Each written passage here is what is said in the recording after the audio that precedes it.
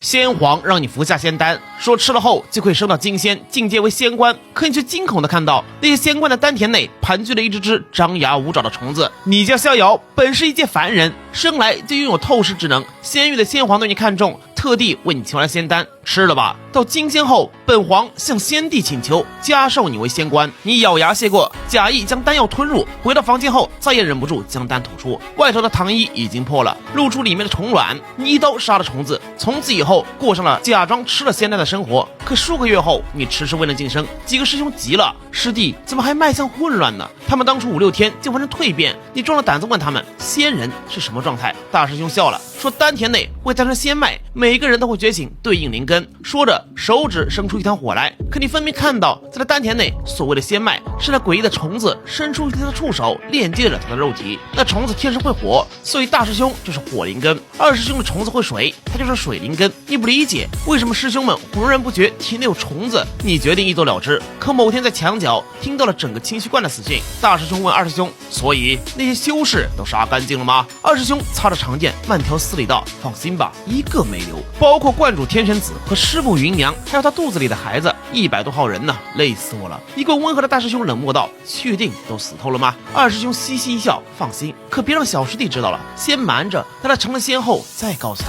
修仙者不需要7情6欲，只可惜他成仙太慢，否则就是他自己亲手杀青正道。你如堕冰窖，师傅当年收留你，你被先皇接走的时候，还乐呵呵说，到时候你若成了仙，还让你给他未出世的孩子取名字。你迟迟未能筑基，终于引起了先皇的怀疑，他带你去向先帝再求一枚仙丹。大殿中，你和先皇跪在地上，在正常人眼中，先帝是个慈眉善目的高人，可你却分明看到了一只盘踞在殿内的巨大怪物，他已经不算人了。丹田内的虫子吐出一枚虫卵，先皇恭敬接过，谢先帝赐丹。吃下丹药之前，二师兄为了确保顺利，带你去看其他弟子吃丹药的过程。逍遥，你且看，通过透视，你看到那些外门弟子们欣喜若狂接过仙丹，服下的第1个小时，糖衣融化；第2个小时，虫卵苏醒，他们会在丹田内着床，伸出触手链接体内的7经8脉，直到第6个小时，他们和宿主融为一体，啃食血肉，窃取营养。他们排出了污秽，会在人体体表代谢出来。二师兄说，这是洗精易髓，排除凡人的污秽后就是仙体。由此你也确定了，服下仙丹后至少1个小时内是安全的。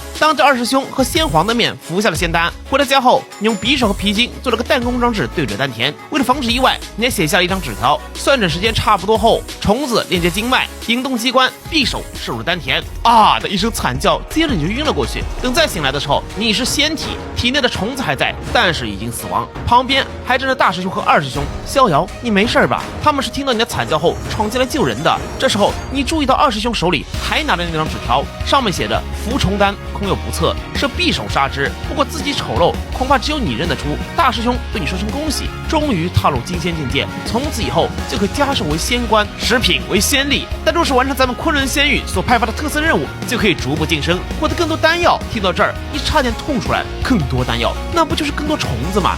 是了，原来昆仑仙域的法则就是通过让虫子吃虫子，以养蛊的方式来培养仙官。虫子越强大，被控制的宿主也就越强。大师兄说他是5品仙公，二师兄是6品仙侯，官位越高，权力则越大，甚至后期可以自创秘境，定制仙域法则。你们所不知道的是，你们所在的昆仑仙域法则就是由现任先帝所创建，通过虫子植入体内的方式来进行修仙。而他制定这个法则还有另一层神秘目的，那就是子虫产生的生命能量会反哺到母虫身上，它就是那个最大的母虫。除了你们目前所在的昆仑仙域以外，还有太微、中天等6大仙域。现在你是仙体，过阵子先皇应该就会安排你去斩杀妖兽，清剿邪修。这些邪修隶属于不同势力，例如古魔统治的南瑶圣域，鬼族统治的北冥鬼域等。这些邪修和咱们仙域互为敌对，小师弟你切不可懈怠。随后他们就离开，去跟先皇禀报你成功成仙的消息了。可临走前，你总感觉二师兄看你的眼神怪怪的。